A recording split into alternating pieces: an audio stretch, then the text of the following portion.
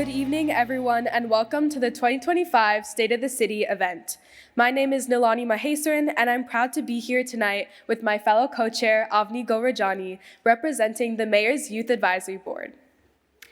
It's an honor to be with you here tonight as we gather to reflect on where our city stands and where we're headed. This year, we are focusing on a theme that's incredibly important to us as members of the Mayor's Youth Advisory Board: conservation. Conservation is not just an environmental concern, but a guiding principle that shapes the way we live, work, and grow together as a community. With this theme in mind, we want to take an objective look at our way of life here in Beaverton, examining how our city has developed and envisioning a better future. It's about imagining how we can make Beaverton a city that thrives while respecting and maintaining our environment, economy, and community. In just a moment, we'll begin with the posting of the colors. The Beaverton Police Department will honor our country by presenting the American flag. When you hear the command, "Present arms," those in uniform will salute and everybody else should place their hand over their heart. We ask that you please rise for the posting of the colors.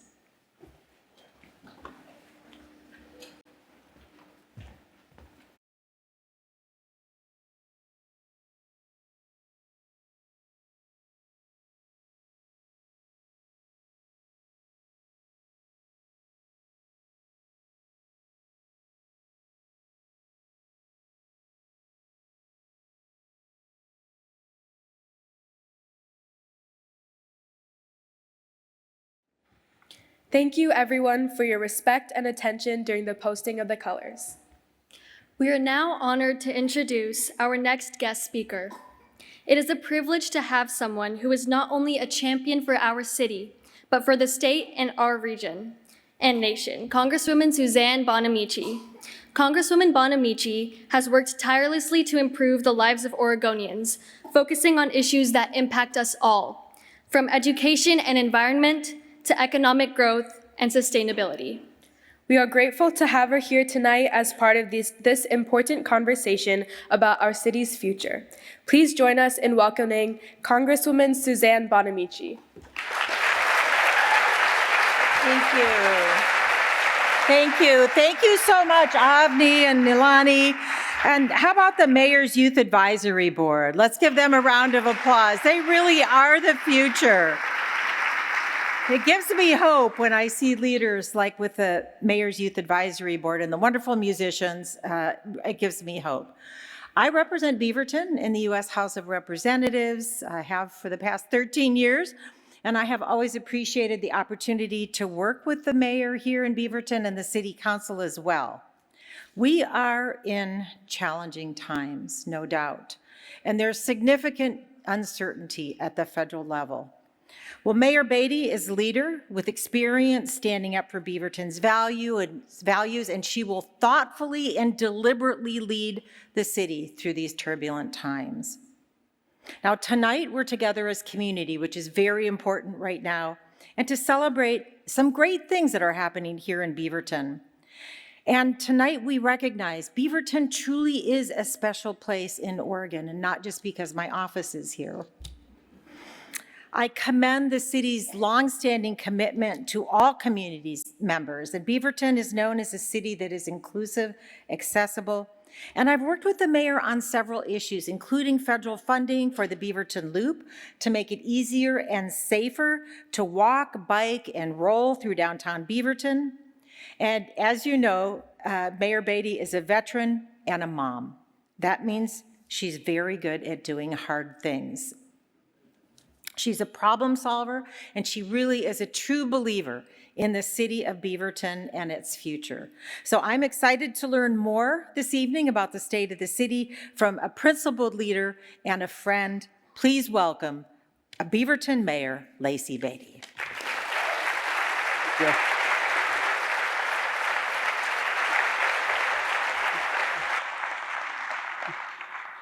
I mean, how awesome that a congresswoman gets to introduce you. That doesn't happen every day. Welcome to the 2025 Beaverton State of the City. For those of you that may not be as intimately involved in politics, you might not know that last year was an election year. Just kidding. Clearly, we all know last year was an election year. But here at the local level, all of our incumbents were reelected.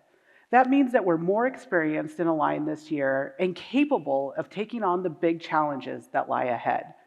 We're going to keep doing things and make Beaverton an even better place to live. I want to give a shout out to the many electeds that are here today. I'm going to try to get the list right. If I missed you because you snuck in the back door, you'll have to forgive me in advance. First, the most important elected officials in the room, my colleagues. Councillor Hassan, Councillor Tivnon, Councillor Kimmy, Councillor Hartmeyer-Prigg, Councillor Duggar, and I was told, do not forget Councillor Teeter. Our partners at THPRD, Felicita Monteblanco, Barbie Miner, Miles Palacio, Alfredo Moreno, and Tia Ping. Our members of the school board, Dr. Karen Perez, Dr. Tammy Carpenter, Justice Raji, and Dr. Melissa Potter. From the county commission, my county commissioner, Nafisa Fai, and previous mayor who crossed over, Jason Snyder. And he's the only other one that probably knows how intimidating tonight is, so he's here to poke at me a little bit. From our metro level government, Garrett Rosenthal, State Rep Farah Chaichi, Hi Fam, Marnie God, I practiced this with you, Watanabe, of course, State Senator Winsbay Campos, and we all saw our Congresswoman, Suzanne Bonamici. I want to give a big shout out to my partner in City Hall, Jenny Hariyama, our city manager. She makes all the daily stuff happen and the magic, and I'm the one that gets to take credit for it. It's a pretty good deal. I saw our police chief in the audience, many of our police officers, and lots of staff. Tonight would not be possible if it wasn't for one of the many staff members that made tonight happen. The events team with all the plants and the donuts and the awesomeness, and tonight's real magic was done by the mayor's team. The video, the editing, the making sure our outfits were right, wearing the rad shoes. Thank you to the staff that made tonight happen. And most importantly, the number one person, my husband, Dr. Beatty, who this year will celebrate 20 years of marriage, and it's been a wild ride. He didn't know he was signing on to marry a future mayor, but I think he kind of knew a little bit. My two vice mayors couldn't join us today. I gave my oldest vice mayor the option of coming to lacrosse practice or coming to my State of the City. We'll just say she's out on the field practicing. The State of the City is a time for reflection and celebration. It's a moment to look at all the exciting things our city has been doing over the past year and to provide hope for the future. Celebration is important. People are motivated by hope and a positive vision for the future. But this year, simply focusing on celebration didn't really feel quite right to me. I'm not going to pretend like everything is great. Things are really hard right now. Our city, our country, our world, we're facing big challenges. Even with funding shortfalls, national and international chaos, state-level political drama, I'm hopeful that positive things can and will continue to happen at the local level. Polling consistently shows when trust of the federal government is eroding, people still have faith in their local leaders. According to the recent data from the Pew Research Centers, Americans believe that things are going better locally than they are nationally. Cities are the level of government that people trust. And here in the city, we take that responsibility seriously. We are demonstrating accountable leadership, effective governance, and responsible stewardship of your tax dollars every single day. While chaos may dominate the headlines elsewhere, here in Beaverton, we are focused on a strong, resilient, and thriving community. But in order to truly move forward, it's important that we take a step back for a moment and look at ourselves through not just through our own personal lens, but as the community in the making that we are. So let's take a moment to look at the state of our city, not only at what we've achieved, but also the challenges we face ahead. We may hear some constructive criticism from time to time about our growth areas, and we can certainly all agree there are areas where we can improve. But Beaverton is a community that has a lot of good stuff going on, and we can build on that by continuing to make Beaverton even better for all of us. Tonight, I'm going to be talking about the things that we're doing well and about our plan to make Beaverton an even better community.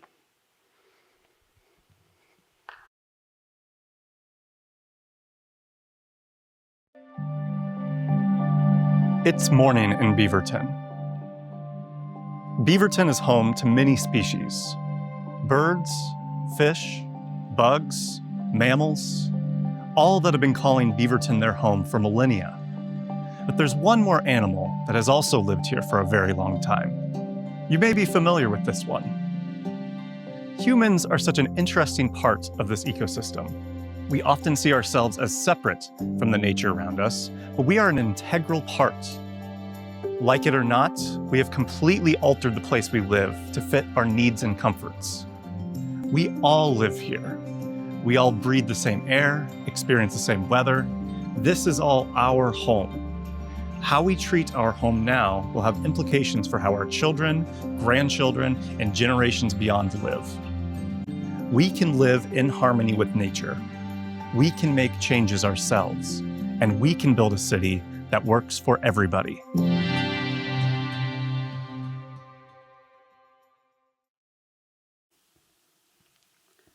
There are over 100,000 people who live in our city.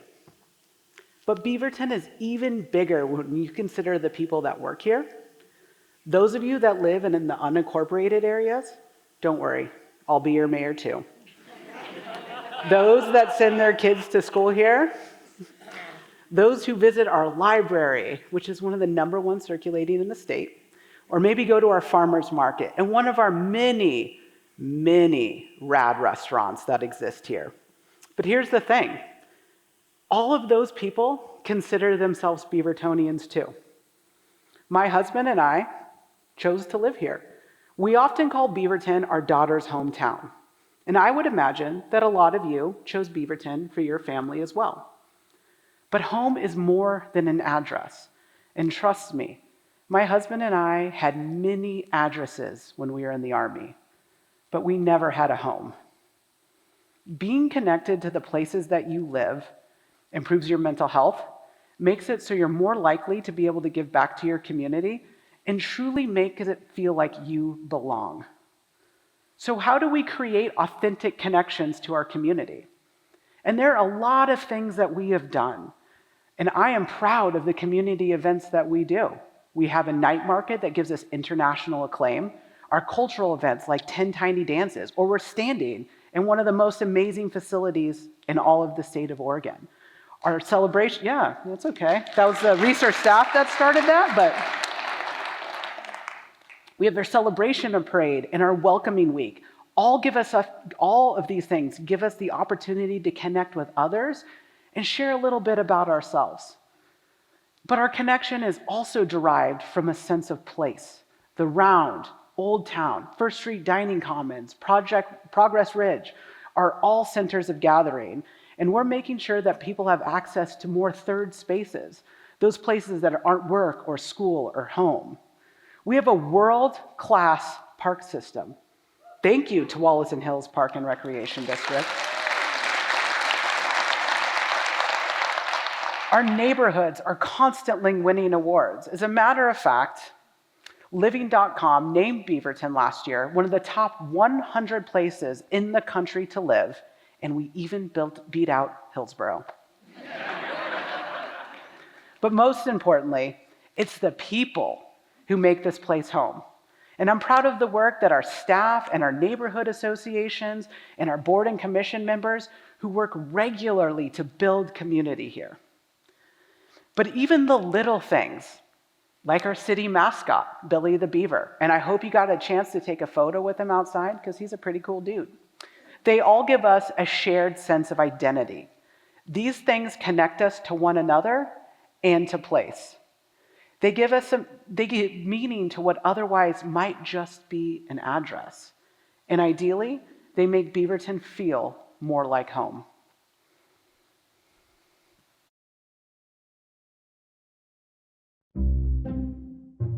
Beaverton is home to a diverse array of habitats, particularly those that are designed and built for humans. Houses for people come in many shapes and sizes. In each of them, stories unfold, laughter echoes, love blossoms, and an endless string of comedies and tragedies are contained within the walls. Life happens. A collection of these houses forms a neighborhood. Each neighborhood is a unique ecosystem, a delicate balance of homes, parks, and streets where humans can live, work, and play. Neighborhoods can give several benefits to their inhabitants. Neighborhoods with many trees and little traffic can provide peace and quiet, a place to retreat from the chaos of the outside world, where one can enjoy a peaceful plot to do some gardening, read a book, or simply relax. Safety, another essential need, is fostered by well-designed neighborhoods. Streetlights, sidewalks, and friendly neighbors all contribute to a sense of security and well-being. But humans also have a deep-rooted need for community. The best neighborhoods are those that encourage interaction and connection. Parks, community centers, and local events bring people together, turning strangers into friends and neighbors into extended family. Unfortunately, not all neighborhoods achieve this ideal. Some are designed in ways that foster loneliness and isolation. Houses become islands separated by vast distances and busy roads where access to food, friends, or family requires a journey by car. In these places, the dream of a neighborhood that feels like home can seem out of reach. Housing affordability becomes an issue, as well-planned neighborhoods with good amenities drive up prices, pushing some residents out. But there is hope. In Beaverton, a vision is emerging, a dream of neighborhoods that feel like home. Safe, welcoming places where houses are more than just structures. They are the heart of a thriving, supportive community. This vision includes mixed housing options to keep living costs affordable, ample green spaces for relaxation and play, and local amenities within walking distance. Here, community is not an afterthought, but the foundation of the neighborhood. Our neighborhoods must evolve to meet the needs of their residents. By fostering connections, ensuring safety, and providing spaces for relaxation and play, we help people thrive.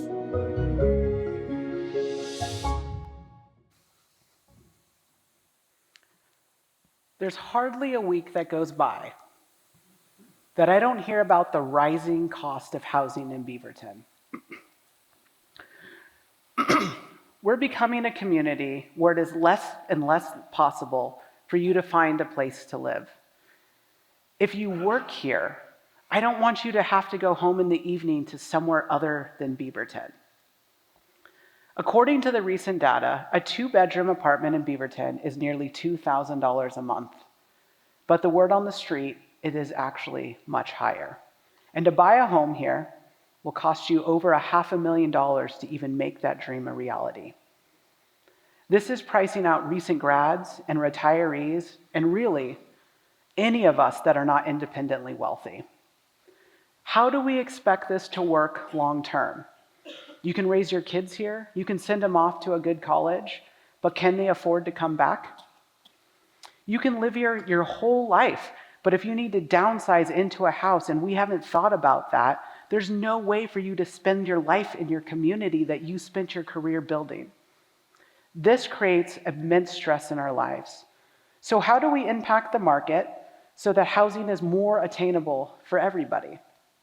The city has been laser focused on building affordable housing over the past few years. As a matter of fact, we have built hundreds of new units. I was pregnant with my youngest daughter when we broke ground on the Altera apartments.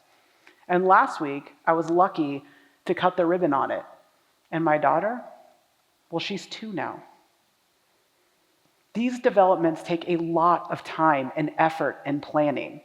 The impacts that this city council is doing now and the planning work we were doing, most of us won't even be in office when it comes to fruition. But this work is vital to give people an option and peace of mind.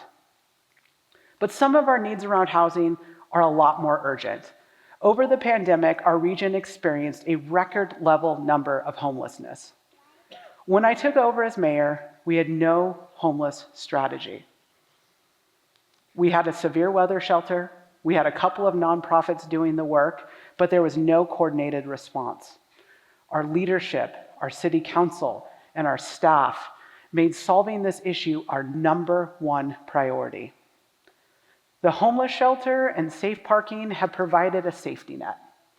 And for the first time in Beaverton's history, we have a year-round homeless shelter. It was monumental when we cut the ribbon on that in November and welcomed in our first guests. I want to take a moment to thank all of the partners that made this happen.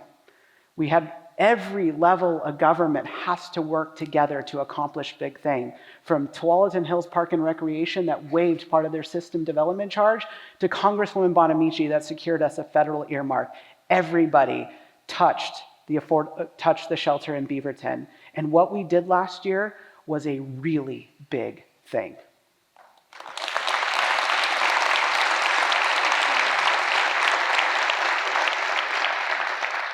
We have a better understanding of what causes homelessness and how to help people that are experiencing it. Our bike team, Greater Good Northwest Outreach team, they are doing a fantastic job addressing people's needs. Yes, we still have homelessness, but our coordinated efforts have made it more rare and less traumatic to those that are experiencing it. And we have made our streets safer for residents and businesses alike.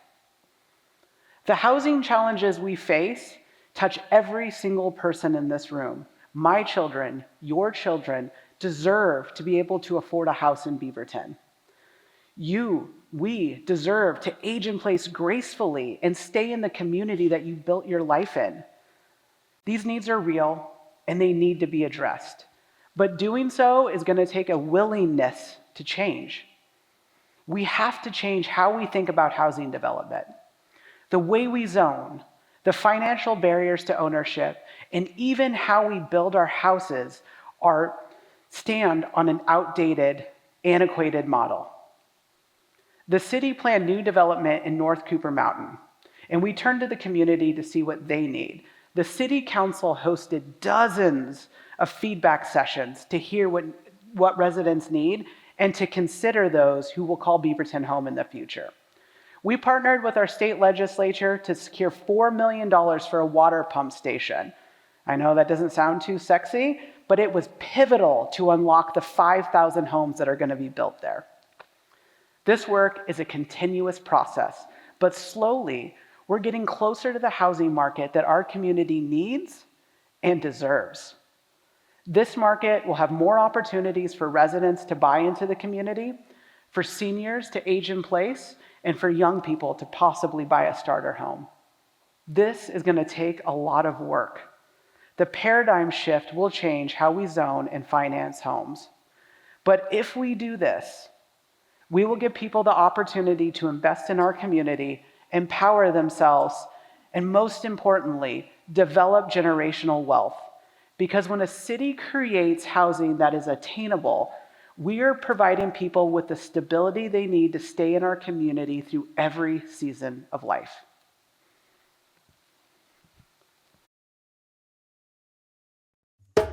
Meet Akemi. Akemi, like most Beaverton residents, uses a car to get where she wants to go.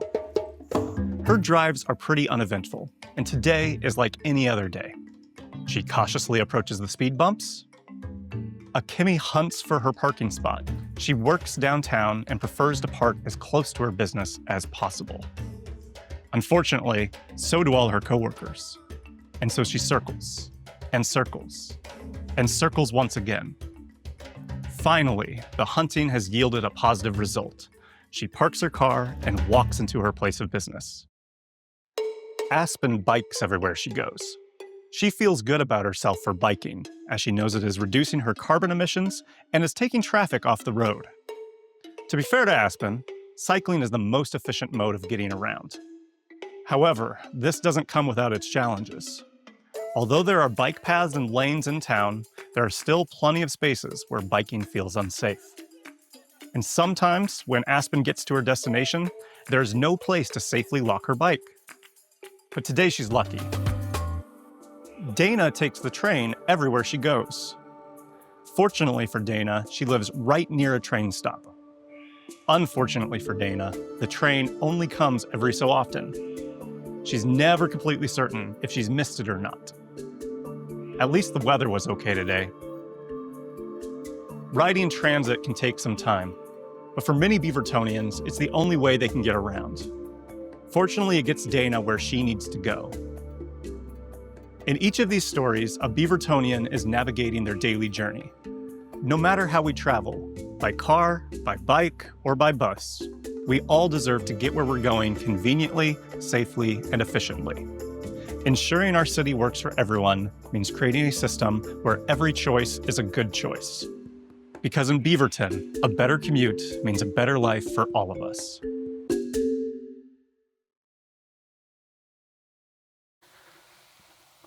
One thing that I find really interesting, the way people move around says a lot about what we value as a community. We all need to get from point A to point B, from your house to work, the grocery store to picking up your kids at practice, but we all don't have the same resources getting there. A third of Beaverton residents can't use a car. Maybe they're too young, maybe they're a little bit more seasoned, have a disability, or can't swing the cost of homeownership. No matter what, they still need to get around safely and conveniently. When it comes to transportation, and really anything that the city does, our job isn't just to help people survive. It's to create a space where they can actually thrive. That's why projects like the Downtown Loop matter. Yes, we're building infrastructure for cars, but we're also doing it for bikes and walkers and even transit, because we all don't move the same way, but we all need to move the same direction. A strong community means making sure everyone's needs are considered. And while the world is changing, especially at the federal level around DEI, here in Beaverton, we're sticking to our values and we're keeping our equity programming in place.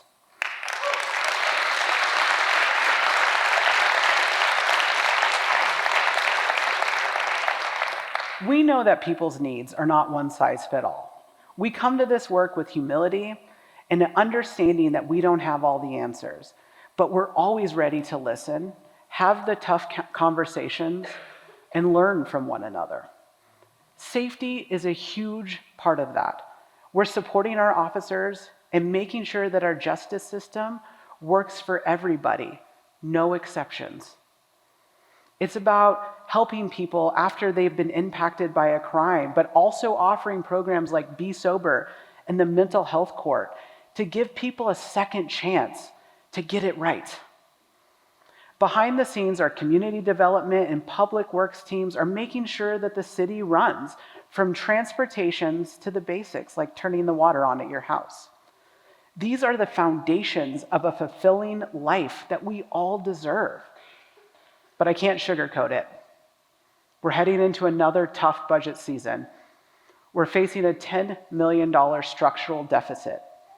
So the City Council and I, we have some tough decisions ahead of us.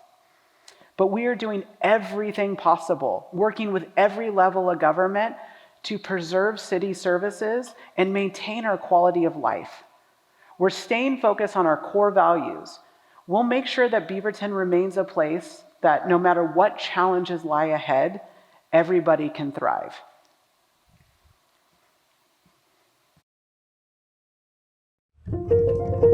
A habitat of note is the local small business. The small business is a hub of activity for many creatures. An employee who at opening starts their morning sleep deprived and is only satiated after they've had their daily sip of stimulant. The owner who may be anxious about the comings of the new day. Their success or lack thereof could mean feast or famine. An interesting creature is the customer. This creature has the unique characteristic of always being correct, although the veracity of this claim is widely debated. Small businesses are hubs for transaction, for socialization, and for introspection. The activity in these spaces is not contained within the confines of one business.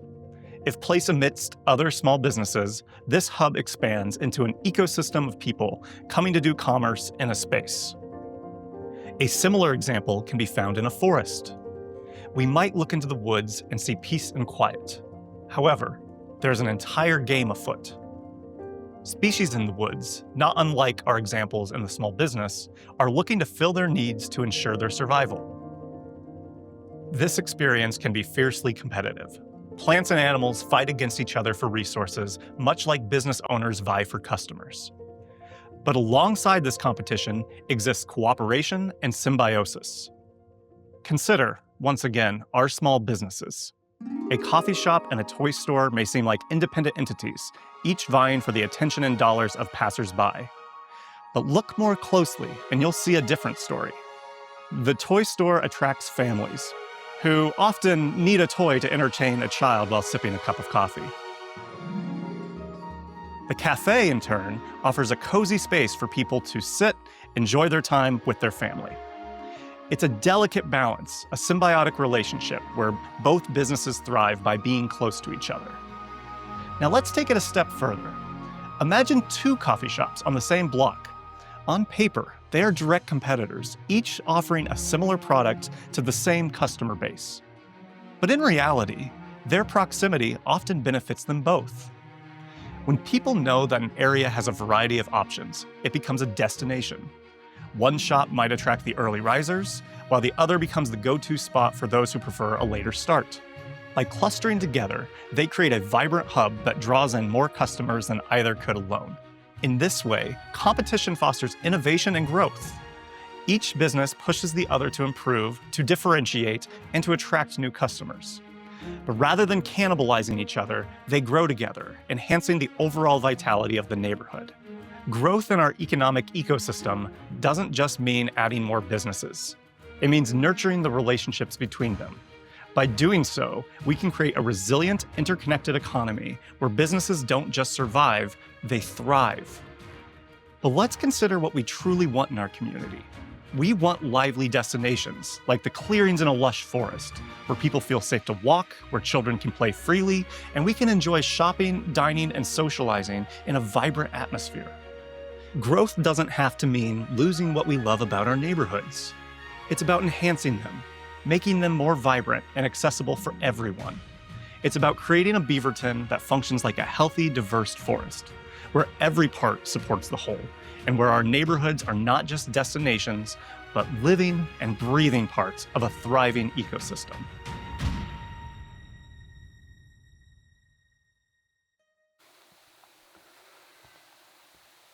Looking at the city as an ecosystem helps put our work into context.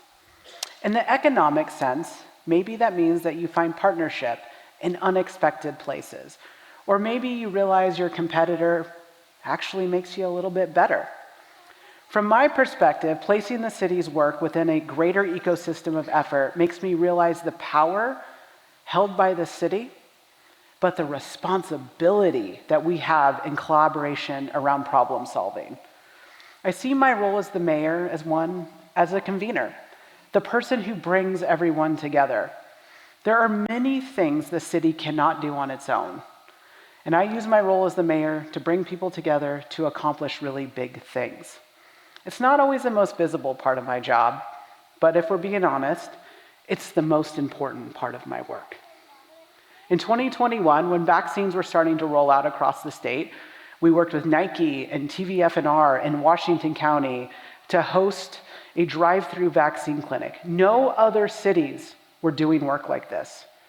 We heard from our residents about the rising cost of childcare, and it was out of control. And as the mom to 2 young kids, I know that to be true firsthand.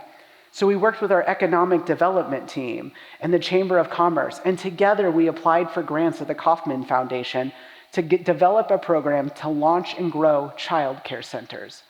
It's not what people typically think that cities are doing, but we have to step into this void to do that kind of work. But sometimes we have to realize that the city is not the right person for the job. Sometimes the nonprofit sector can deliver services more efficiently, which is why the launch of Beaverton's nonprofit incubator is going to put the city on cutting edge of service delivery. Collaboration can be scary, but it is not a dirty word. It means giving up a certain level of control. It means that when good things are happening, the credit for your work may go to somebody else. We have all of these public and private partners working in the city, so it's essential that we engage the work with those around us. As we move into this tight budget year, and honestly, less support from the federal government, it's going to be vital for the city to ask for support from the people in our community who not only share our vision, but can participate in the work. We cannot do this alone. For all of us in this room, that's the same principles that apply to you, as well as your vision for the city. What changes do you want to see? Who shares that vision, but may not feel empowered to do something about it? Find the people that share your vision and build the community that you need to make our community that much better.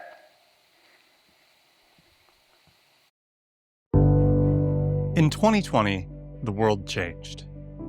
People were unable to gather in person. Confined to their homes, they adapted. Humans, like many creatures, have an innate need for connection, but community is fragile and requires care. In a recent study, 58% of Americans reporting feeling like no one truly knew them. 1 in 3 experienced serious loneliness on at least a weekly basis, and 12% said they had no close friends at all. Loneliness has far-reaching effects on both body and mind, a curious thing for such social creatures as humans. Modern life, with its sprawling spaces, car commutes, and demanding work schedules, has allowed humans to separate themselves from their communities. But even in these disconnected places, the need for connection remains strong. And here is where humans do something truly remarkable. Despite the obstacles, they choose to build community. They gather to share food, to support local farmers, and to build a connection between themselves and the land. They choose small businesses, not just for the products, but for the relationships, the personal connection between the maker and the buyer. They volunteer their time, a most precious resource, to create a sense of belonging and purpose for themselves and others. In these communities, people from different backgrounds come together. They discover what they have in common and celebrate what makes them unique. They intentionally create spaces where connections can flourish, and these connections give life meaning. Because humans understand something special. Community is not just about survival, it's about thriving. And in Beaverton, this choice to build community is not just an afterthought. It's the heart of how people live. It's what turns places into homes, strangers into friends, and lives into stories worth sharing.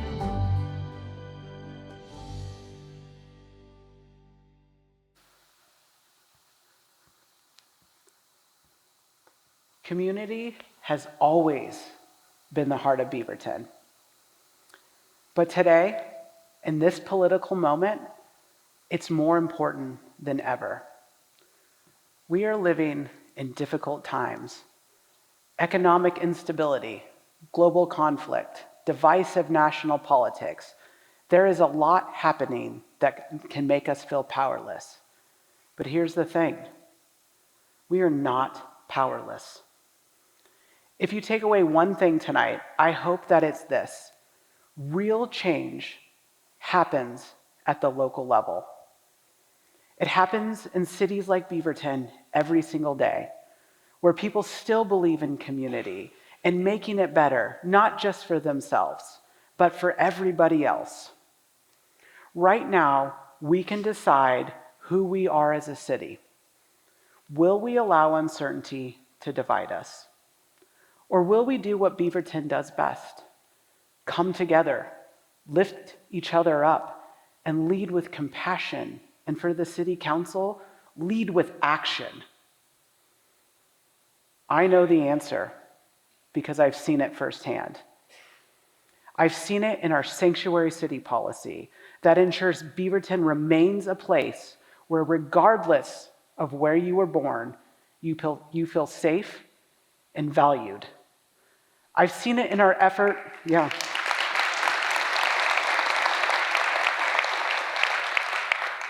I've seen it in our effort to build affordable housing, ensuring that families and seniors and young people can continue to call Beaverton home. I've seen it in our police department's focus on community safety, in our court's belief in second chances, in our small businesses' resiliency in the face of extreme economic challenges. I've seen it in the way that we reach beyond the city limits, to our international partners, to our cultural and religious organizations, to the consulates and leaders across the globe, to strengthen Beaverton's voice in this interconnected world. Because Beaverton is not just an address. We are a community. We are ambassadors shaping our city's future on both the local and global stage. Make no mistake, our future is strong. We will face challenges. There will be moments when it feels like the deck is just stacked against us. But we have the power to counter the forces of isolation and division and fear. We do this by staying connected, by showing up for one another and refusing to let anybody define who we are as a community. And if we do this, I truly believe that Beaverton will not only weather the storm of uncertain times, but together we will thrive through this. Because even in troubled waters, Beaverton is a shining beacon on the hill, a city that leaves with heart and integrity and an unwavering belief in the power of community. So let's build that future together. Let's lift each other up and create opportunities and make sure Beaverton continues to be a place of belonging and resiliency. And most importantly, we can be a community of hope. Thank you.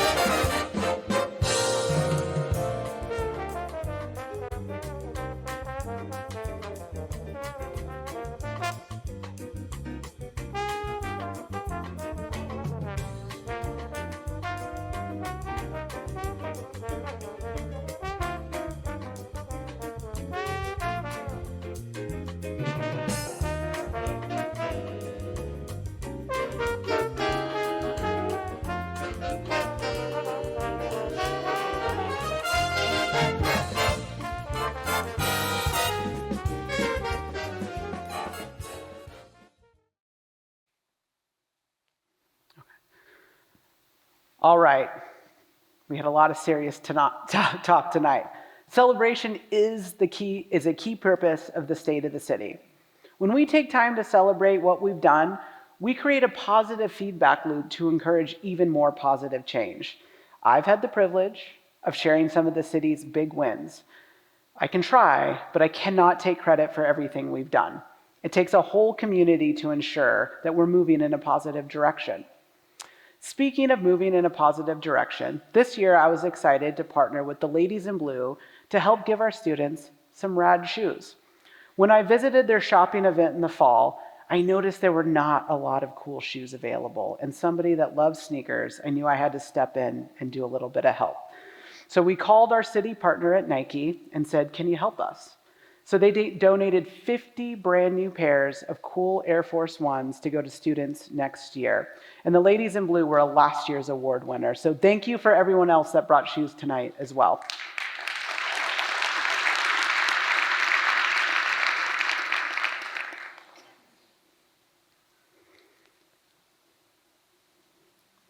Last year, to recognize the good work happening in the city, the mayor's office developed the Best of Beaverton Award. Maintaining that tradition, we have updated the awards to reflect on some key areas that we've been succeeding in.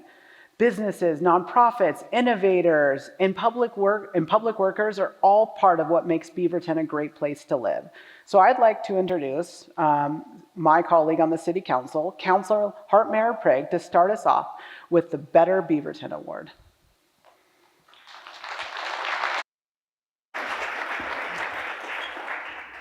Good evening, everyone. Tonight, we are honored to celebrate the incredible people and organizations that make Beaverton a better place for all. The Better Beaverton Award is given to an organization or initiative that has made a profound impact on our community, helping to improve the lives of our neighbors in meaningful and lasting ways. This year's recipient truly embodies that spirit. Please help me welcome to the stage this year's winner, the Beaverton Resource Center.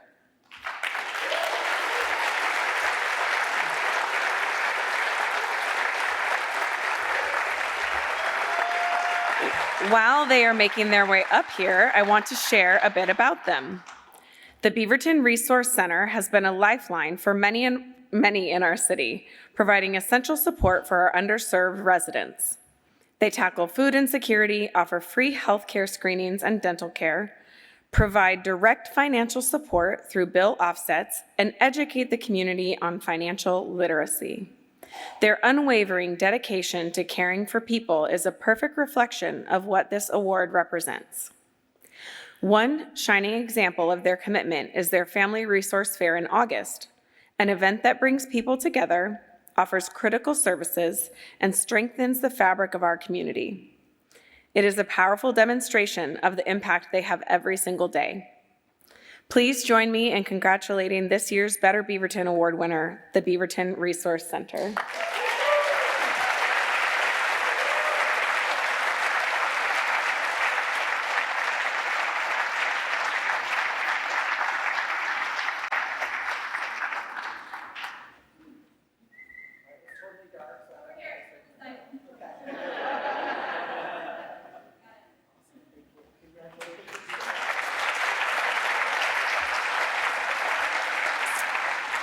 Now, please help me welcome Councilor Allison Tivnon to the stage so she can present our next award.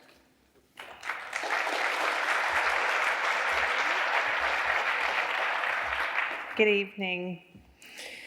Beaverton's business community is more than just a driver of our economy. It's a source of creativity, inspiration, and generosity. The Better Business Award recognizes a business that goes beyond the bottom line, enriching the lives of residents and strengthening our community in meaningful ways. This year's recipient, Gray Raven Gallery, is a perfect example of a business that blends commerce with compassion. Founded to support the nonprofit Golden Road Arts, the gallery is more than just a space to showcase incredible local art. It's a hub for creativity, education, and opportunity. Gray Raven Gallery's mission is twofold: to support local fine artists by providing them with a platform to share their work, and to ensure that young artists have access to free art lessons, both online and in person. Their commitment to fostering the next generation of creatives is unmatched. Whether it's sponsoring art education for kids, hosting events for patrons, or offering space for artists to connect and grow, they are dedicated to making art more accessible to everyone. Gray Raven Gallery, please join me.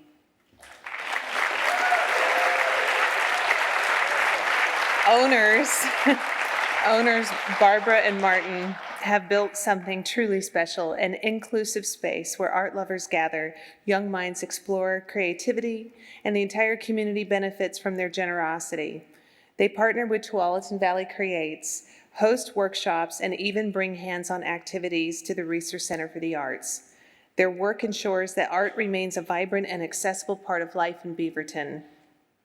For their dedication to supporting artists, inspiring young creatives, and strengthening our local art scene, please join me in celebrating this year's Better Business Award winner, Gray Raven Gallery.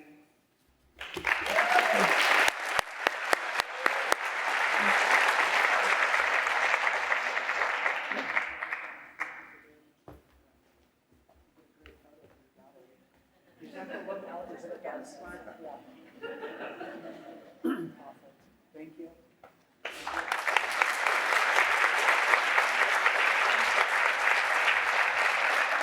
Now please help me welcome Counselor John Duggar to the stage so he can present our next award.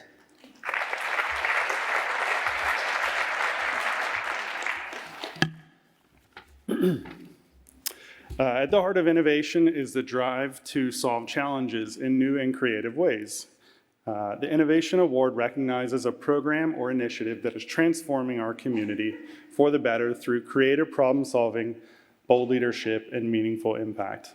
This year, we are proud, incredibly proud actually, to present the Innovation Award to the Beaverton Municipal Court's Be Sober program.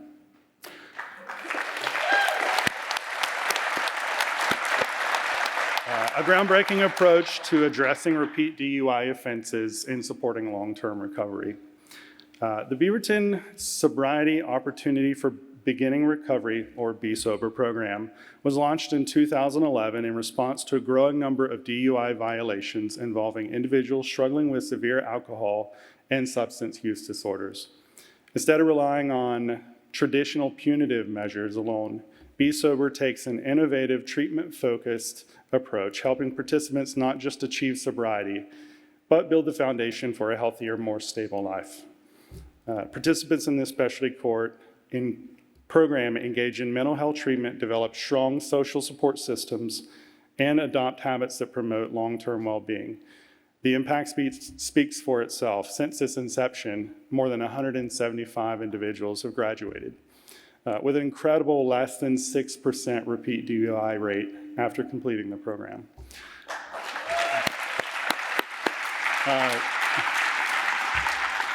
Judge Brendan, team, come on up here.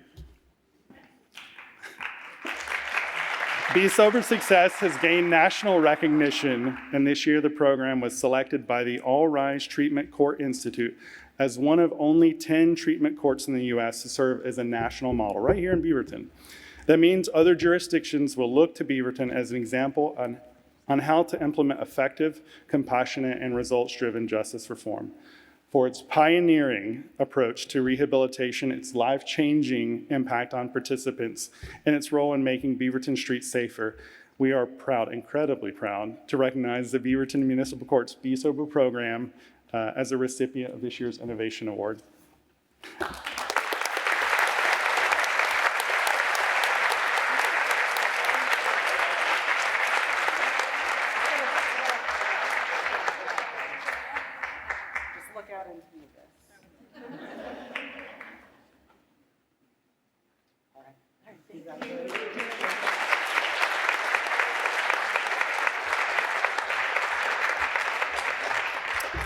Now please help me welcome Counselor Kevin Teeter to the stage so he can present our next award.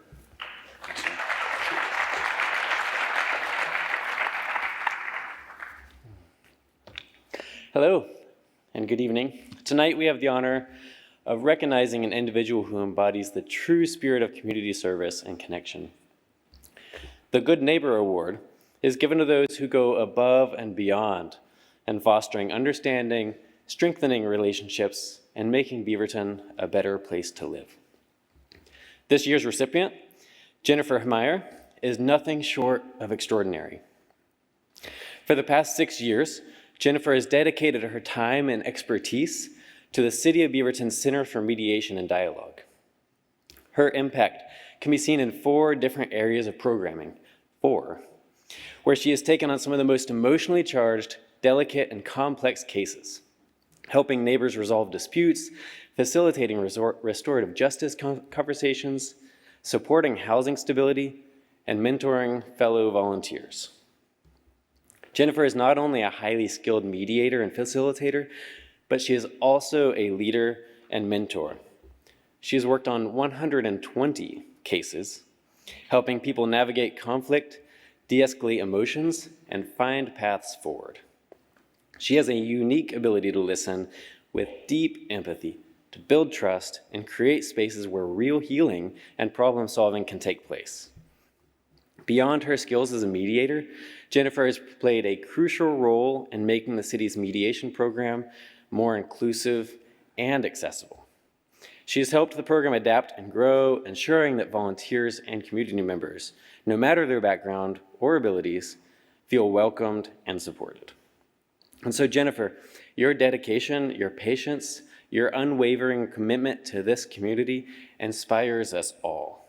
So on behalf of the City of Beaverton, I am proud to present you with the 2024 Good Neighbor Award. So Jennifer, please come on up, and everyone, please join me in congratulating Jennifer.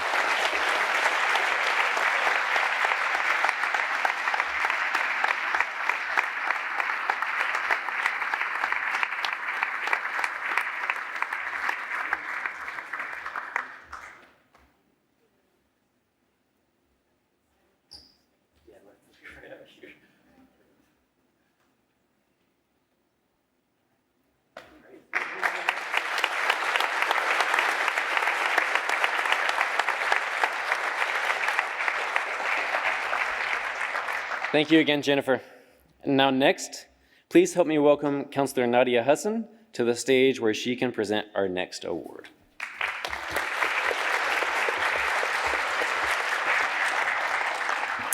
Almost there. How y'all doing? Okay. If y'all know, 20 minutes ago I broke my fast. I'm observing Ramadan. Ramadan Mubarak to all who celebrate. Good evening. One of the most rewarding parts of this event is taking a moment to recognize individuals who go above and beyond in service to our community. Tonight, it is my honor to present the Public Servant Award to someone whose dedication, hard work, and leadership have left a lasting impact on Beaverton, Shannon Mason.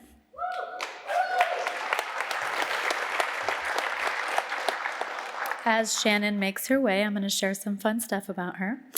Shannon's contributions extend far beyond the job title. As the events program manager, she is the driving force behind many of the Beaverton's most beloved community gatherings, like the Night Market, the Celebration Parade, and the Beaverton Music Festival, just to name a few. These events aren't just dates on a calendar, they are opportunities for our communities to come together, create shared experiences, and celebrate what makes Beaverton special. While the public enjoys the lights, music, and energy, as do I, what they don't see is the meticulous planning, coordination, and sheer determination it takes to bring these events to life. She does not just meet expectations, she raises the bar, not only for her team, but for the entire city. She is there before, during, and long after the last guest has gone home, ensuring every event is a success. Her leadership fosters a sense of belonging, strengthens community pride, and even supports economic growth by making Beaverton a destination for culture and entertainment. She does this with grace, professionalism, and an unwavering commitment to making Beaverton the best place to live, work, and celebrate. On behalf of the City of Beaverton and those all who benefit from your dedication, thank you. Your work makes a difference. Please join me in congratulating this year's Public Servant Award, Shannon Mason.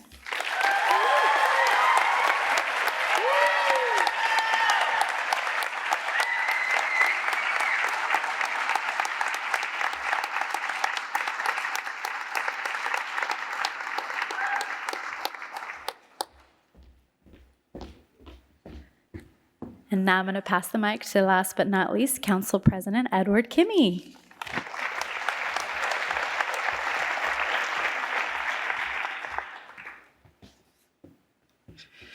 Good evening, everyone. Tonight, we close this celebration by recognizing an individual whose kindness, dedication, and service truly embody the spirit of Beaverton.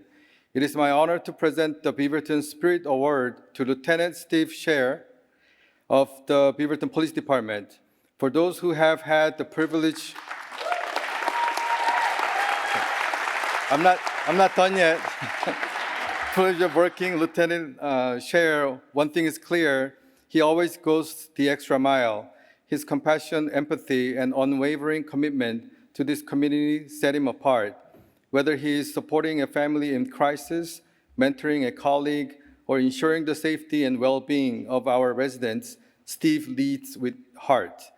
Lieutenant Stephen Scher, please join me up on the stage. You're already here. Okay.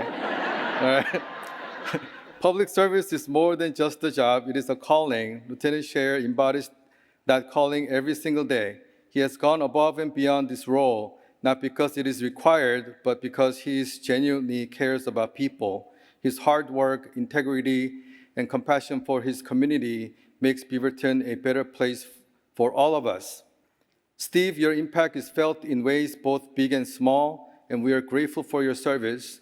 On behalf of the City of Beaverton, congratulations on this well-deserved recognition.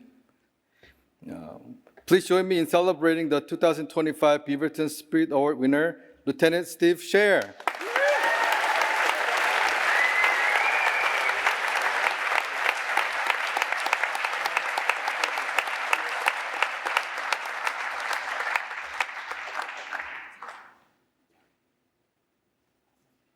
Thank you. Thank you.